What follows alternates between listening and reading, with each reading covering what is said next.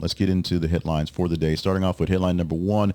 This is the biggest story. It ties into what's going on. The most important stories of the day are Biden, Harris, and Trump, and Vance, I guess, as well.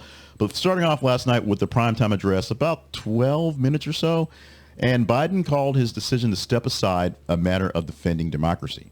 In the Oval Office address he had in front of the Resolute desk with the tape stuff and everything, President Joe Biden explained his decision to step aside in the 2024 presidential race, described his move as essential for the country's unity and necessary to step down in order for democracy to step up and the Democratic Party to move forward in strength for the upcoming election. Biden emphasized that it is time for new leadership and put all his endorsement behind his vice president, our Vice President Kamala Harris, as the successor. Speech also included warnings about the potential risk posed by former President Donald Trump. We've heard those before, without mentioning him by name, of course, because they're doing that, focusing on the importance of defending democracy and maintaining stability in the nation. Now, whether you are a person that leans towards the right or the left, I have folks on both ends, and trust me, I hear from both of you guys, both sides of you guys all the time.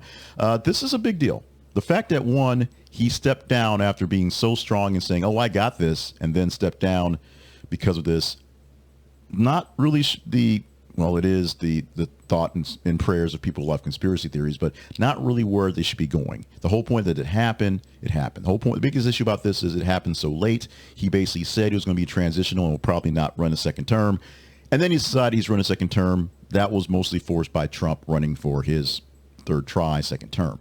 However, the big real story behind the news of this, the speech going here, what's happening here is that democracy and history of democracy here in the United States, the whole in jeopardy thing is something that we overplay every single election. But the demonstration of the experiment that is democracy is obviously still going on. The fact that we've been at this 250 years and we're still having foibles like this shows that there's a reason that we have to keep this thing going. It's the best thing going around. Many people look towards us and want to be more like us, even when we're not so great at it, which is there. Now, we'll talk about not so great at it in a moment, but the whole point is there's an election coming up in 100 days or so.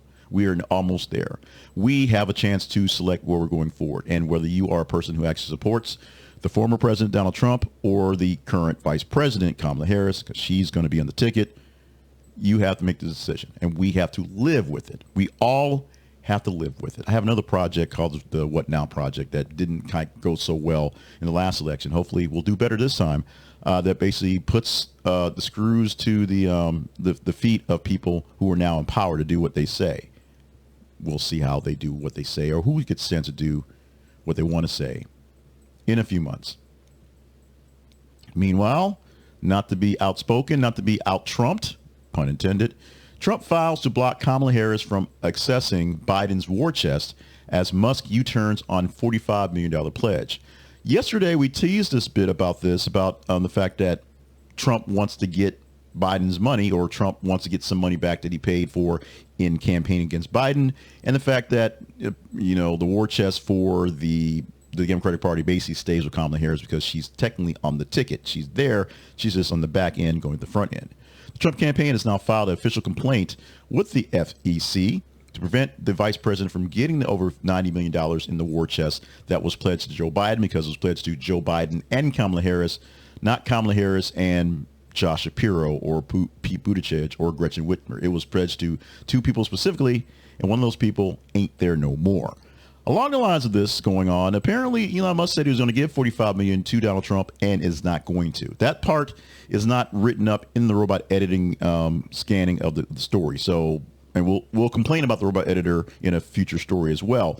But that part is not here in the story. But apparently someone commented on that one when I put this out in the video that, hey, didn't Musk say he was going to give $45 million and pull it back? Apparently he did. So this is fighting fire with fire. Trump's not getting the money he thought he was going to get, and it's trying to block the money that we think we're pretty sure Kamala is going to end up getting.